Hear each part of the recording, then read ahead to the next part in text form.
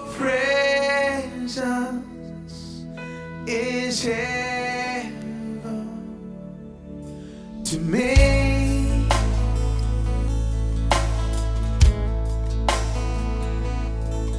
Your presence is heaven to me.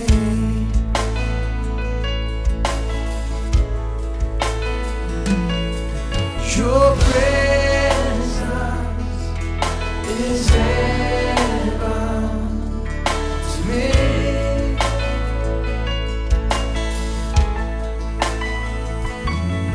Your presence is heaven to me.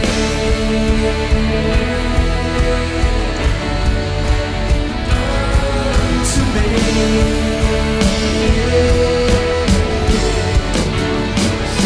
Singing, oh Jesus, oh Jesus,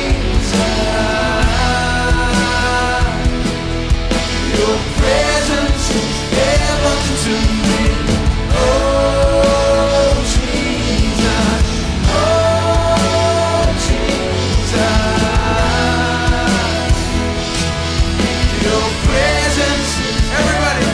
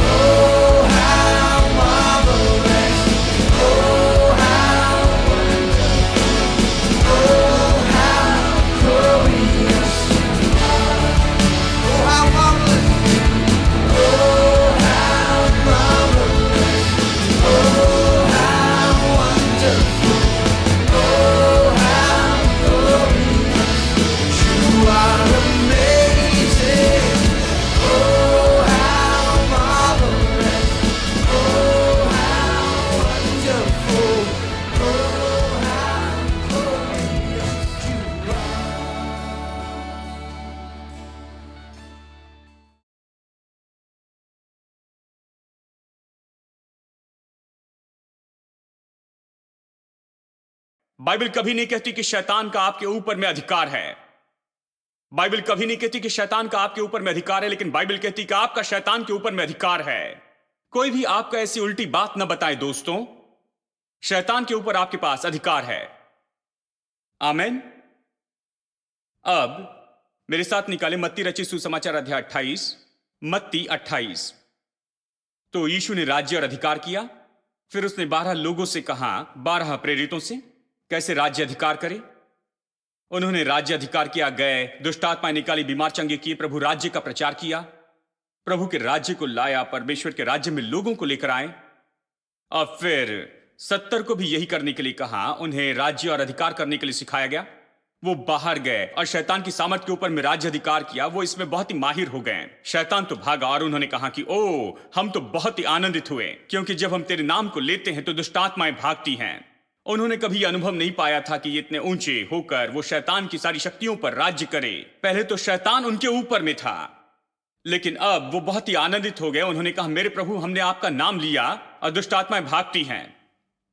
नया अनुभव है। बहुत से विश्वासियों को यह अनुभव पाना चाहिए। अब तक शैतान ने उन्हें काफी सताया है। बहुत से विश्वासियों ने इस तरह का अनुभव पाया है, ये दुष्ट आत्मा है, वो दुष्ट आत्मा है, और हर तरह की दुष्ट आत्माएं। उन्हें बहुत सी दुष्ट आत्माओं की बहुत सी समस्या है, और आपको तो शैतान के ऊपर सामर्थ का अनुभव करना है। मेरे दोस्तों, एक बार अगर आप शैतान के ऊपर अधिकार की सामर्थ का अगर आप स्वाद ले ले, अनुभव कर ले, तो ये जो स्वाद है इसे आप और ज्यादा पाना चाहेंगे। आप इसे बार बार बार बार करना चाहेंगे क्योंकि ये तो विजय का मधुर स्वाद है। ठीक है, चलिए मत्ती अध्याय 28 में चलते हैं और मैं वचन 18 से पढ़ना चाहता हूं। चलिए आगे चलते हैं। यीशु के पास सामर्थ्य, उसने इसे चेलों को दिया और फिर उसने 70 को दिया। अब इसे सुनिए, आगे की बात। यीशु ने उनके पास आकर कहा, यह तो पुनरुत्थान के बाद की बात है। यीशु के पुनरुत्थान के बाद में जब यीशु प्रकट हुआ, उसने कहा, स्वर्ग और पृथ्वी का सारा अधिकार मुझे दिया गया है। स्वर्ग और पृथ्वी का अधिकार। चलिए मैं पूछता हूं, क्योंकि बहुत से लोग कहते हैं। खैर देखिए भाई, फिर से एक बार, सारा अधिकार मुझे दिया गया उसने कहा है। उसने नहीं कहा यह तुम्हें दिया गया है, उसने कहा यह उसे दिया गया है। अब मैं आपसे पूछता हूं, लोग हमेशा यीशु को परमेश्वर के रूप में आगे रखना चाहते हैं। कहते ये उसे दिया गया है, वो परमेश्वर, उसके पास सारी सामर्थ है। मेरे पास सामर्थ नहीं है, मैं तो बस ऐसे ही छोटा सा बेचारा व्यक्ति हूं। उसके पास सारी सामर्थ है, मेरे पास नहीं। ये विश्वास करते हैं। लेकिन मैं आपसे पूछूं, क्यों परमेश्वर खड़े होकर यह कहेगा कि आकाश और पृथ्वी का सारा अधिकार मुझे दिया गया है? क्योंकि उसके पास ये पहले से ही है, कोई और उसे नहीं देता है। वही तो सारी सामर्थ देने वाला है, वो सब कुछ बनाने वाला है, वही तो सृष्टि करता है, वही तो सबको सामर्थ देता है। ठीक है, और उसके लिए यह कहना सही नहीं होगा कि सारी सामर्थ मुझे दी गई है। किसने परमेश्वर को सामर्थ दी है? क्या परमेश्वर से कोई बेहतर है? परमेश्वर को कोई जरूरत नहीं है कि कोई उसे सामर्थ दे। परमेश्वर को सामर्थ पाने की जरूरत नहीं है, उसके पास सारी सामर्थ है, उसके पास सारी सामर्थ है, सब कुछ उसी का है। उसे जरूरत नहीं कि कोई उसे सामर्थ दे, उसे सामर्थ की कोई जरूरत नहीं है। लेकिन यीशु कहता है कि सारी सामर्थ मुझे दी गई है। इसका क्या मतलब है? मैं आपसे कहता हूं कि यीशु ये तो मनुष्य का प्रतिनिधि है। वो मनुष्य के जैसे कहता है, वो परमेश्वर के जैसे नहीं। वो परमेश्वर है लेकिन मनुष्य है। और अब वो मनुष्य के दृष्टिकोण से यहां पर बताता है। वो मनुष्य के रूप में मनुष्य के लिए आया, मनुष्य के लिए मनुष्य की जगह पर मरा, मनुष्य के बदले में वो मारा गया। और अब वो कहता है कि सारी सामर्थ मुझे दी गई है। अब आपको समझना होगा प्रतिनिधि मनुष्य के बारे में, क्योंकि मैंने इसे यहां पर दूसरे संदर्भ में कहा है। आदम ये प्रतिनिधि मनुष्य था, वो विशेष मनुष्य था। विशेष मनुष्य ये नहीं कि वो हमसे अलग था, नहीं। एक तरह से आदम के बारे में ये तो बहुत ही विशेष बात थी, क्योंकि वो तो पहला मनुष्य था। पहला मनुष्य होने के नाते उसकी तो और भी अतिरिक्त जिम्मेदारी थी, क्योंकि पहला मनुष्य है। वो तो प्रतिनिधि हो जाता है पूरी मनुष्य जाति का। इसलिए परमेश्वर ने जो भी कहा, जब उसने उससे कहा, यह केवल उसी के लिए नहीं लेकिन यह पूरी मनुष्य जाति के लिए था। जब परमेश्वर ने कहा फलवंत हो, बहुगुणित हो, इसे वश में कर लो, अधिकार रख लो, यह केवल आदम और उसकी पत्नी के लिए नहीं था, यह सभी के लिए था, सारी मनुष्य जाति के लिए था। और वो तो पूरी मनुष्य जाति के लिए प्रतिनिधि थे। जो शब्द उनसे कहे गए वो तो मनुष्य जाति के लिए कहे गए, केवल उन्हीं के लिए नहीं। ठीक है, और इसी तरह से जब यीशु ने एक बार पूछा कि क्या कहते हैं मनुष्य, क्या कहते हैं कि मैं कौन हूं, चेलों से उसने पूछा कि मनुष्य क्या कहते हैं, यहां पर क्या कहते हैं कि मैं कौन हूं, वो क्या कहते हैं कि मैं कौन हूं। तो किसी ने कहा कि तू एलिया है, किसी ने कहा यिर्मयाह है, तो किसी ने कहा कोई भविष्यवक्ता है। सब गलत थे, कोई भी सही नहीं था। तो यीशु ने कहा कोई बात नहीं, तुम क्या कहते हो कि मैं कौन हूं? तुम मेरे साथ रहे हो, तुम मेरे चेले हो, तुम क्या कहते हो? और पतरस ने जवाब दिया, तू तो मसीहा है, जीवित परमेश्वर का पुत्र है। सही जवाब था। यीशु ने जवाब देते हुए कहा, शिमोन योना के पुत्र, लहू और मांस ने तुझ पर यह प्रकट नहीं किया, लेकिन मेरे स्वर्गीय पिता ने यह तुझ पर प्रकट किया है। ठीक है, फिर उसने कहा, मैं तुझसे कहता हूं, मैं तुझे स्वर्ग के राज्य की कुंजियां देता हूं। लोग इसे लेकर कहते हैं, देखिए भाई, उसने पतरस को यह दिया है, अब पतरस के पास चाबी है, तो पतरस से अभी अच्छे हो जाएं, उसे खास आदर देते हैं और कभी कभार उसकी देखभाल भी करते हैं। जानते हैं, उससे प्रार्थना करें और जो भी करें बस सावधान रहें कि उसे परेशान न करें, क्योंकि स्वर्ग में जाने पर सबसे पहले पतरस फाटक पर मिलेगा। आपको पतरस से क्लियरेंस लेना पड़ेगा कि आप स्वर्ग के फाटक में से जाए, उसके पास में चाबी है। लेकिन यीशु ने यह नहीं कहा कि पतरस मैं तुझे ये सारी चाबी देता हूं। यहां पर हर एक बात जो है उसके संदर्भ में हमें समझनी होगी। वो कहता है, ठीक है, अब तुम समझे मैं कौन हूं। तुमने कहा मैं मसीहा हूं, परमेश्वर का पुत्र हूं। यह तो प्रकाशन है जो स्वर्ग के पिता से आया है। और ऐसे बहुत से लोग हैं जो आएंगे, तुम्हारे बाद में आएंगे और तुम तो उनके प्रतिनिधि हो। ऐसे बहुत से लोग होंगे जो आगे जाकर कलीसिया बनाएंगे, जो तुम्हारे पीछे आएंगे पूरे संसार से। वो बिल्कुल तुम्हारे जैसे ही कहेंगे, वो घोषित करेंगे कि यीशु मसीह जीवित परमेश्वर का पुत्र है, क्योंकि उनके पास भी प्रकाशन है। लेकिन तुम पहले मनुष्य हो जिसने अपने मुंह से ये घोषित किया है। कोई इसे नहीं समझा, लेकिन सबसे पहले तुमने कहा कि मैं ही मसीहा जीवित परमेश्वर का पुत्र हूं। बाकी सबने कहा मैं यिर्मयाह हूं, ये हूं, वो हूं, लेकिन तुमने कहा मैं मसीह जीवित परमेश्वर का पुत्र हूं। तुम तो यहां पर इस वंश के प्रतिनिधि हो, या इस वंश में आने वाले पहले व्यक्ति जिसके बाद में पूरी पीढ़ी आएगी। प्रतिनिधि के रूप में मैं तुम्हें चाबी देता हूं। ये चाबी तो ऐसे कुछ नहीं है जो केवल पतरस की ही है, ये चाबी तो सभी की है जो ये घोषित करता है कि यीशु मसीह ये तो जीवित परमेश्वर का पुत्र है और अपने जीवन में प्रभु और उद्धारकर्ता स्वीकार करते हैं।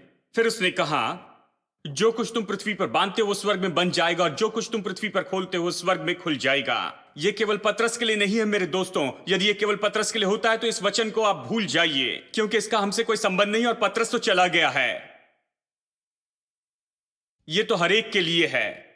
मैं तुम्हें स्वर्ग के राज्य की कुंजियां देता हूं, और मैं आपको बताऊं कि आपके और मेरे पास स्वर्ग के राज्य की कुंजियां हैं, स्वर्ग की आशीषों की कुंजियां हैं, स्वर्ग के स्रोतों की कुंजियां हैं, स्वर्ग के सामर्थ की है और स्वर्ग के अधिकार की है। हमारे पास उन सारी चीजों की कुंजियां हैं जो हमारे स्वर्गीय पिता ने हमें दे दिया है। आपके और मेरे पास है, यहां पर के हर एक व्यक्ति के पास ये है। पतरस तो केवल एक प्रतिनिधि था, ठीक है। अब आप प्रतिनिधि को समझते हैं। जो कुछ परमेश्वर ने आदम से कहा था वो केवल आदम के लिए नहीं था, पूरी मनुष्य जाति के लिए था। और जो कुछ भी परमेश्वर ने पतरस से कहा ये केवल पतरस के लिए नहीं था, ये पूरी कलीसिया के लिए था। हर एक व्यक्ति जो यीशु पर विश्वास करता है, जैसे उसने अंगीकार किया वैसे अंगीकार करते हैं, ठीक है। और मैं आपसे कहता हूं, जब यीशु ने कहा मुझे तो आकाश और पृथ्वी का सारा अधिकार दिया गया है, वो मनुष्य जाति के प्रतिनिधि के रूप में यहां पर कहता है। वो यहां पर प्रतिनिधि के रूप में कहता है, और खास करके नई सृष्टि का प्रतिनिधि। हेलो, वो तो पहला है। वो कहता है वो अंतिम आदम है, वो दूसरा आदम है, वो एक और आदम के जैसे है, वो तो प्रतिनिधि है। उसने कहा सारा अधिकार, आकाश और पृथ्वी का सारा अधिकार मुझे दिया गया है। वो परमेश्वर के रूप में नहीं कहता, परमेश्वर के रूप में उसके पास पहले से अधिकार सामर्थ है, लेकिन मनुष्य के रूप में उसने इसे लिया है। मनुष्य के लिए उसने इसे लिया है। उसे अधिकार और सामर्थ्य नहीं चाहिए। वो आया क्योंकि हम इसे खो बैठे थे। हमने इसे शैतान को दिया था, और शैतान ने दावा किया कि उसके पास ये है। याद है, उसने यीशु से कहा ये सारे राज्य तो मेरे हैं, और इसके ऊपर का राज्य और अधिकार तो मुझे दिया गया है, मुझे सौंपा गया है। और यीशु वहां पर कुछ नहीं कहा, उसने उसे कभी नहीं कहा, क्योंकि ये तो सच्चाई थी। लेकिन वो नहीं जानता था, शैतान नहीं जानता था कि यीशु आया है, वो इस पृथ्वी पर आया कि मनुष्य के रूप में वो इसे मनुष्य के लिए वापस ले ले। जब वो क्रूस पर मरा, वो सीधा नीचे नरक तक गया, शैतान को हराया, और वो सब कुछ जो शैतान ने मनुष्य से लिया था उसे लिया, और मनुष्य के रूप में उसे वापस लिया मनुष्य के लिए। और अब वो कहता है सारा अधिकार और सामर्थ मुझे दिया गया है, आकाश और पृथ्वी का। हेलो, कौन कह रहा है? ये मनुष्य यीशु मसीह है। वो मध्यस्थ है। हमारे पास एक मध्यस्थ है, मनुष्य यीशु मसीह। पौलुस ने कहा मनुष्य कह रहा है। वो क्यों कह रहा है? वो मनुष्य के बदले में कह रहा है मेरे पास में सारा अधिकार और सामर्थ है, सारा अधिकार और सामर्थ मुझे दिया गया है। देखिए इसका मतलब, देखिए हमें इसे समझना होगा। सारा अधिकार और सामर्थ मुझे दिया गया, इसके बाद में वो कह सकता था तो अब मैं पूरे संसार में जाऊंगा और उद्धार दूंगा। उसने ये नहीं कहा, उसने कहा सारा अधिकार सामर्थ मुझे दिया गया है, इसीलिए तुम जाओ। अब ये फिट नहीं होता है। यदि उसके पास सामर्थ है तो उसे जाने के लिए कहें, ठीक है। यदि मैं वहां पर होता तो कहता प्रभु तेरे पास सामर्थ है, तू ही जा। मेरे पास सामर्थ नहीं है, तेरे पास है, तू ही जा। लेकिन उसने कहा कि आकाश और पृथ्वी का सारा अधिकार मुझे दिया गया है, इसलिए तुम जाओ। इसका मतलब है मुझे मिला मतलब तुम्हें मिल गया है। मैं तो मनुष्य का प्रतिनिधि हूं, मनुष्य के रूप में मुझे मिला है। हर मनुष्य के पास ये है, नई सृष्टि के हर एक व्यक्ति के पास में ये है। इसलिए मैं तुमसे कहता हूं कि तुम पूरे संसार में जाओ, तुम सुसमाचार प्रचार करो और तुम चेले बनाओ, और उन्हें पिता पुत्र और पवित्र आत्मा के नाम में बपतिस्मा दो, और जो बातें मैंने तुम्हें सिखाई है वो उन्हें मानना सिखाओ। हेलो, आप समझ रहे हैं? ये बहुत ही स्पष्ट है। सारी सामर्थ और अधिकार मुझे दिया गया है। अब ये मुझे दिया गया है, ये मेरा ही है, इसलिए तुम जाओ। इसका मतलब ये अधिकार के रूप में आपका है, ठीक है? ये आपकी सामर्थ है। मैं आपको बताऊं, जब आप जाते हैं और मैं जाकर सुसमाचार प्रचार करते हैं, हम तो निश्चय ही सामर्थ और अधिकार में जाते हैं। यहां तक कि सच में प्रचार करना भी मैं इससे अधिकार और राज्य करने के रूप में देखता हूं।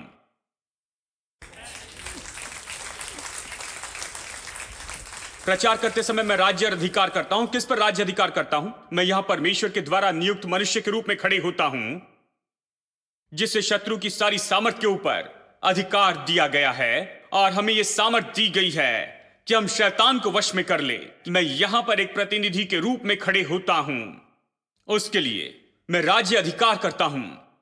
प्रचार राज्य और अधिकार करना है। जैसे मैं प्रचार करता हूं, बंधनों की सांखलें टूट जाती हैं, अविश्वास तोड़ा जाता है, विश्वास न होना तोड़ा जाता है, पाप की सामर्थ तोड़ी जाती है, शैतान की सामर्थ तोड़ी जाती है। देखिए, सेवकाई ऐसी नहीं कि हम जाकर बड़ी मेहनत करते, कोशिश करते किसी को उद्धार दिलवाए। नहीं, सेवकाई की जाती है उस सामर्थ में और उस अधिकार में जो आपको दिया गया है, और इसीलिए आप जाते हैं। आप जाते हैं बिल्कुल उस पुलिस अफसर के जैसे, जो अपने से बड़े अधिकारी के अधिकार में जाता है, जो उसे दिया गया है कि वो जाए और वो जाकर इसे कर सकता है। उसके पास अधिकार है, उसके पास यूनिफॉर्म है जो उसके अधिकार को दर्शाता है। इसलिए मैं हारे हुए जैसे खड़े रहकर प्रचार नहीं करता। मैं यहां पर खड़े होकर यह नहीं कहता, खैर मैं सोचता हूं कि इसका शायद यही अर्थ होगा, शायद ये ऐसा होगा, शायद नहीं होगा।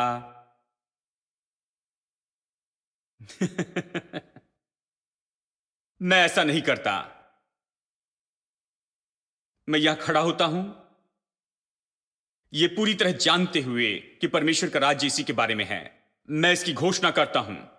इन वचनों की सामर्थ तो इतनी ज्यादा है कि ये सब कुछ नाश कर देगा। वह हर एक बात, हर एक बहस जो अपने आप को इसके विरुद्ध में उठाती है, चली जाएगी। लोग यीशु की ओर खींचे आएंगे, क्योंकि ये तो सामर्थ और अधिकार है। हम राज्य और अधिकार करते हैं। हम लोगों को प्रभु के राज्य में लाते हैं। हम उनसे कहते हैं कि परमेश्वर का राज्य निकट है। आप जैसे हैं वैसे ही होना जरूरी नहीं। आप अलग हो सकते हैं। आप एक अलग तरह का जीवन जी सकते हैं। आपके लिए नई संभावना हो सकती है। आप अलग हो सकते हैं। आप जैसे वैसे होने की जरूरत नहीं। आप हारे हुए नहीं हो सकते हैं। आप विजयी हो सकते हैं। मैं आपको यह बता रहा हूं, यीशु के नाम में यह संभव है।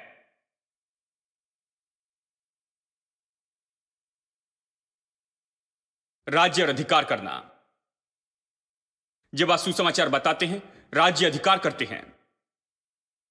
शैतान इस संसार पर राज्य अधिकार कर रहा है, लोगों को नाश कर रहा है, बर्बाद कर रहा है, लोगों को मार रहा है, लोगों के साथ में हर तरह के काम करता है, और आप इसके बिल्कुल बीच में आते हैं और आप राज्य अधिकार करते हैं। राज्य और अधिकार करते हैं सुसमाचार प्रचार के द्वारा। राज्य और अधिकार करते हैं उनके लिए प्रार्थना करके, चंगाई देने से। आप राज्य और अधिकार करते हैं शैतान की सारी सामर्थ के ऊपर अधिकार लेने से। आप राज्य अधिकार करते हैं अपने ही शब्दों से। हेलो, क्या आप सुन रहे हैं? केवल एक और वचन, फिर संदेश खत्म कर देंगे। दूसरा कुरिन्थियों अध्याय 5 वचन 17 से पढ़ते हैं। सो यदि कोई मसीह यीशु में है तो वो पुराना पापी है। हमने तो बस यही तो सुना है, इसलिए मैंने आपसे कहा इसे खोलकर देखिए। कितने समय से उन्होंने हमें बताया है, मैं एक पुराना पापी हूं, प्रभु की स्तुति हो। आप किस लिए प्रभु की स्तुति कर रहे हैं? पुराने पापी इसलिए जानते हैं। सो यदि कोई मसीह यीशु में है तो वो नई सृष्टि है। देखिए भाई, मैं पुराना पापी हूं। नहीं नहीं, आप पुरानी बात नहीं है, वो पुरानी बातें बीत गई हैं। पुरानी बातें बीत गई हैं।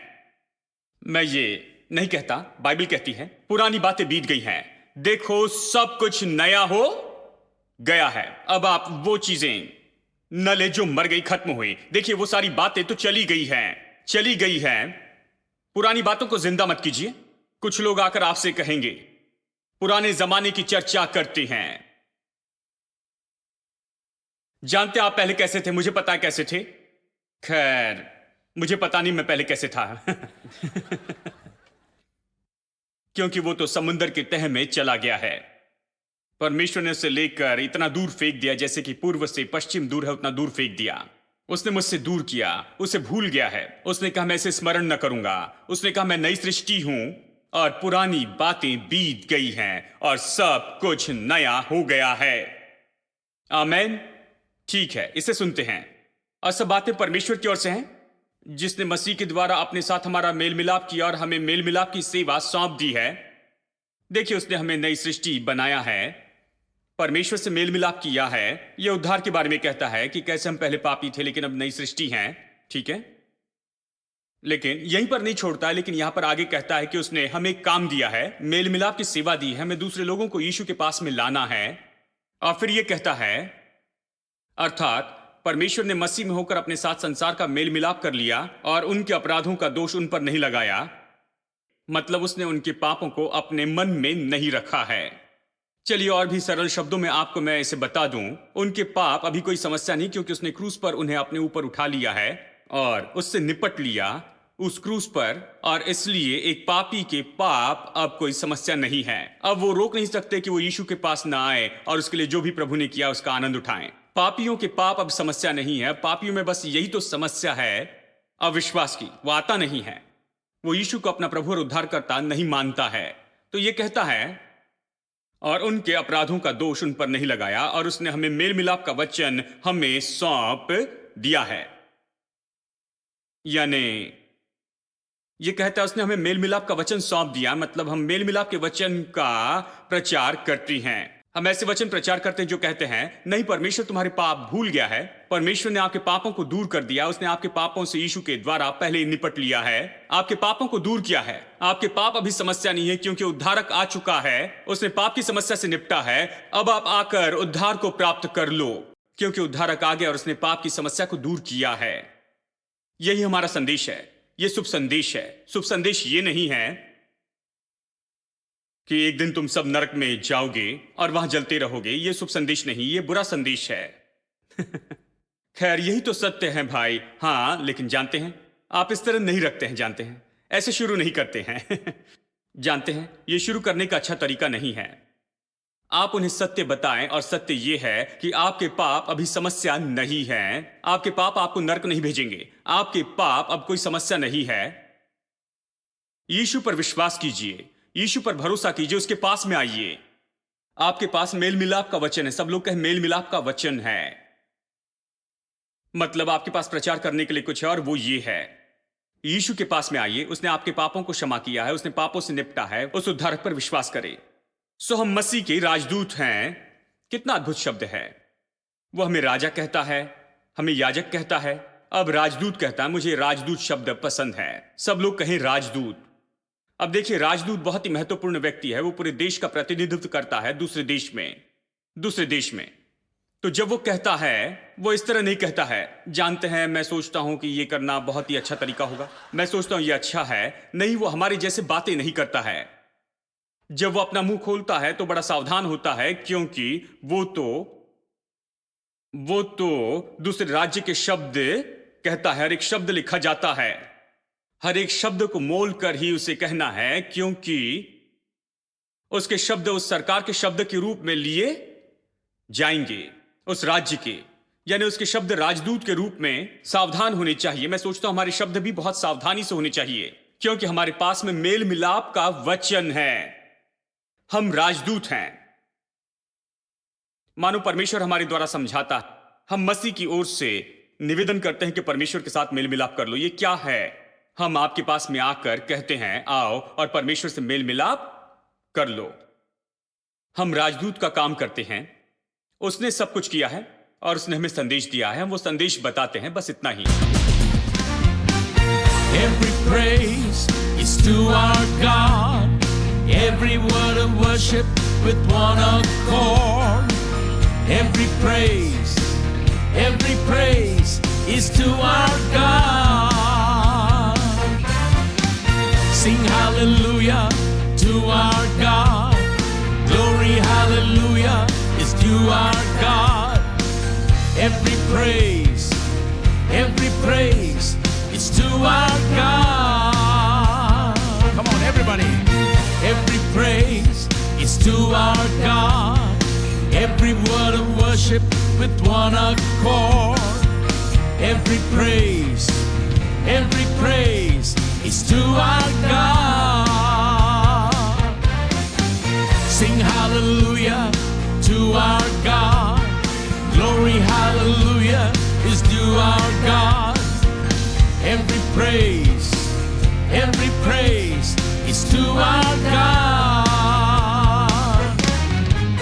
Every praise is to our God. Every word of worship with one accord. Every praise